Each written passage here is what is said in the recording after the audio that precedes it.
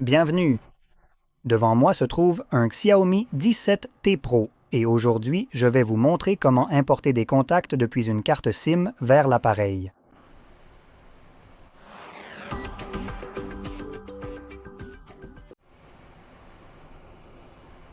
Pour commencer cette procédure, vous devrez tout d'abord ouvrir votre application de gestion de contacts, exactement comme celle-ci que vous pouvez voir affichée juste ici sur votre écran. Lorsque vous faites cela pour la première fois, une fenêtre contextuelle agaçante s'affichera.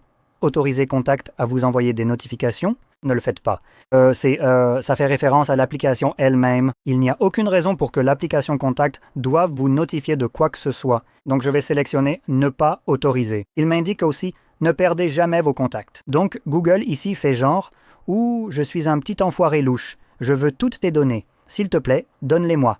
Je ne vais pas demander le consentement des personnes à qui appartiennent ces contacts. Je vais juste te demander à toi, sous le faux prétexte que j'essaie simplement de garder tes données en sécurité pour que tu puisses y accéder à tout moment et ne pas les perdre.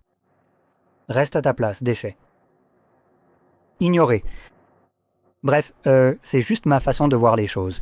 Je trouve vraiment ça super glauque que Google veuille toutes tes données pour pouvoir les vendre et créer leur petit profil publicitaire. Donc ça, c'est une chose. Et deuxièmement, s'ils veulent ces données, ils n'ont qu'à aller les demander directement aux personnes concernées, pas à moi.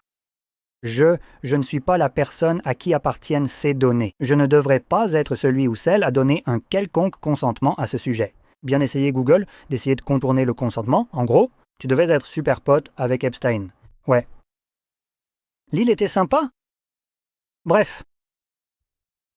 Donc ici, on va aller dans Organiser. Et comme je suis connecté à ce fichu Google, j'ai plein de trucs inutiles qui s'affichent tout de suite venant de Google.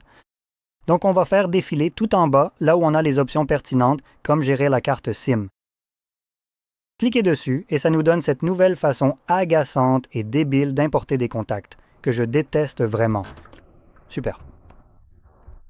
Donc ici, on a Appareil et Google. Et vous pourriez vous demander, qu'est-ce qu'il y a dans plus des options? Enfin, oui, ce sont en quelque sorte des options. C'est plus. C'est putain de plus. Maintenant, j'ai envie d'être un petit connard bien chiant, alors je vais en parler, parce que je déteste vraiment cette merde. Donc il nous reste quoi? Près des 3/4 de la page sont toujours totalement disponibles. Pour que cette merde de chien viennent s'étaler ici même. Bon, oups. Google, là, c'est vrai tas de merde, ils ont décidé de mettre un pop-up qui prend à peu près 41 mm d'espace. C'est parti. Maintenant, 41 mm. Cliquons sur plus, où ça ne cache que la seule option qu'on aurait vraiment voulu voir dès le putain de début.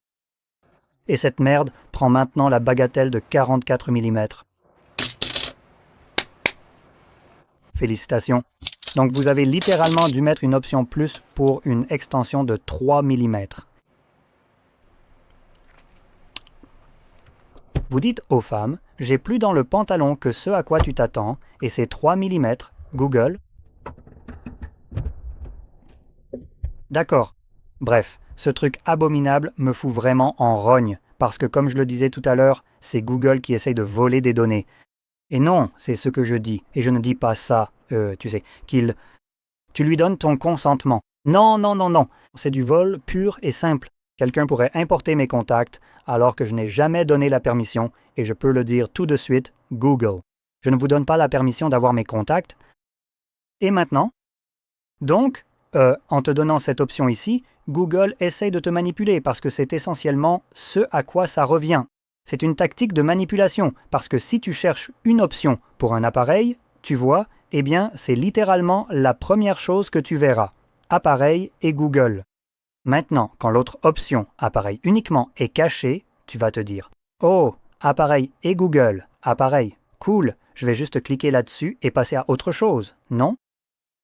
C'est une logique simple de la part de Google pour manipuler les gens. Et l'option qui pourrait t'intéresser, l'option qui a largement assez de place sur cet écran, bon sang, pour ne pas être cachée, et d'ailleurs, cette option n'a jamais rien de plus que ça. Ce n'est pas comme si cette option pouvait parfois, je ne sais pas, peut-être que si tu as plusieurs comptes Google connectés, elle te proposerait ces autres comptes Google avec appareil activé. Ici aussi, au lieu d'avoir seulement celui-ci comme principal. L'appareil et les autres comptes sont des éléments listés ici qui utilisent aussi de l'espace. L'option appareil uniquement est toujours cachée parce que va te faire voir. Tu ne vas pas voir ça affiché tout de suite. Donc en général, je trouve ça absolument agaçant. C'est un comportement de manipulation complètement bidon. Et Google essaie en gros d'obtenir les informations de contact de ta part de personnes qui n'ont jamais donné leur consentement. Je vais évidemment choisir appareil uniquement, comme tu pouvais probablement t'y attendre il y a 5 minutes, vu comment ça m'énerve. Maintenant, il faut savoir que selon l'option que tu choisis, il se peut que certains de tes contacts soient parfois désélectionnés et grisés, ou seulement certains d'entre eux. Cela arrive quand le contact en question existe déjà à tous les emplacements où tu vas l'importer. Si c'est uniquement sur l'appareil, si le contact existe déjà sur l'appareil, il va le griser et tu ne pourras pas l'importer à nouveau. Si le contact est uniquement sur l'appareil, mais pas sur le compte Google, et que tu as sélectionné à la fois appareil et Google, tu pourras l'importer, mais il ne sera importé que sur le compte Google et pas sur l'appareil. Donc, comme je l'ai dit, il devient grisé s'il est déjà présent à tous les endroits où il doit être importé. Tu peux aussi désélectionner les contacts que tu ne veux pas, puis cliquer sur Importer. Voilà encore une autre tactique bidon que Google utilise de nos jours, à savoir supprimer les copies depuis la carte SIM pour soi-disant nettoyer ton stockage. Pourquoi? Supprimer les copies des contacts importés. Les contacts qui ne sont pas importés ne seront pas affectés. Eh bien, merci beaucoup. Et si tu t'occupais de tes affaires, Google, gardez. La raison derrière cette logique pour garder, c'est qu'il n'y a aucune raison pour toi de le supprimer. Comme je l'ai dit, pourquoi est la bonne question ici. Il n'y a aucune raison pour toi de le supprimer. C'est sur une carte physique que tu gardes dans ton foutu téléphone. Donc si jamais il arrive quelque chose à ton téléphone, ou si ton compte Google se fait pirater ou quelque chose du genre, tu peux simplement retirer la carte SIM, la mettre dans un autre appareil, et voilà, tu as tous tes contacts. Tu n'as pas besoin de dépendre d'un cloud où, si jamais il se passe quelque chose, si les serveurs d'Amazon tombent en panne, tu perds la connexion à tout et il n'y a littéralement aucun avantage à les supprimer. Et même, j'irai encore plus loin, je ne les supprimerai pas, et si je voulais avoir une sauvegarde, je créerais je crois que ça s'appelle une extension de fichier VCF. Donc un fichier VCF de sauvegarde de mes contacts que je peux stocker sur une autre carte SD, juste au cas où, pour que Google n'y ait pas accès. Cela étant dit, allons dans notre liste de contacts et laissez-moi vous montrer rapidement pourquoi je fais tout un drame à ce sujet. Parce que les contacts ne vont strictement pas chez Google. En tout cas, c'est comme ça que je fais personnellement. Ça ne veut pas dire que vous devez faire ça, mais si vous le faites, au moins vous êtes conscient, je suppose, de ce que vous faites. Donc si on regarde les contacts qui sont actuellement sur notre carte SIM, voici notre carte SIM. Si vous allez sur le contact, que vous allez l'éditer, vous pouvez voir que ce contact ne contient que le nom et le numéro de téléphone. Il n'y a rien d'autre, ce qui est très bien. Mais si nous allons sur le même contact sur l'appareil maintenant, puis éditer, maintenant, ce contact existe à la fois sur le compte Google et sur l'appareil, donc je peux choisir où l'éditer. Je tiens à préciser que ce n'est pas un vrai numéro. C'est quelque chose comme vérifier votre numéro ou boîte mail ou quelque chose dans ce genre. Mais ces deux options ont les mêmes champs, donc elles ne diffèrent pas du tout, c'est juste l'emplacement où le contact est stocké qui change. Et ici, eh bien, regardez-moi ça. Donc lorsque vous importez un contact dans le cloud, c'est en gros tout ce à quoi Google a accès. Gratuitement d'ailleurs. Donc, on a la photo de contact, la photo de couverture, le prénom, le nom de l'entreprise, plusieurs numéros, des étiquettes, des notes, des adresses e-mail, la date de naissance, le lieu de résidence et d'autres informations comme les personnes liées, les départements, les intitulés de poste, les surnoms, les suffixes, les préfixes et d'autres trucs inutiles. Soyons honnêtes, Google cherche avant tout à gagner de l'argent en vendant vos données personnelles. Dans ce cas, ils ne vendent même pas vos données personnelles, ils vendent celles de vos amis parce que vous les leur avez données.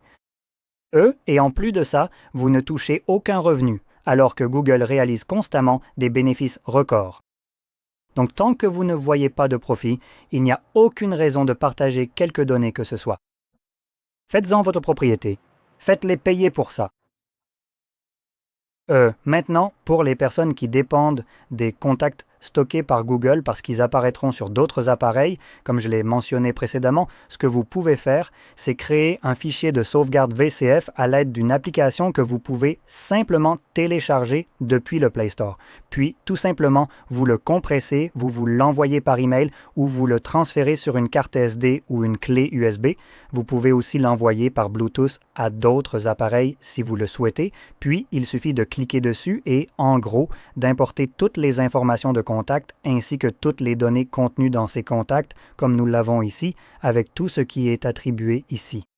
Parce que, comme je l'ai mentionné, les contacts sur une carte SIM ne contiennent que le numéro de téléphone et le nom du contact et vous ne pouvez rien ajouter d'autre, contrairement à ceux qui ont été importés.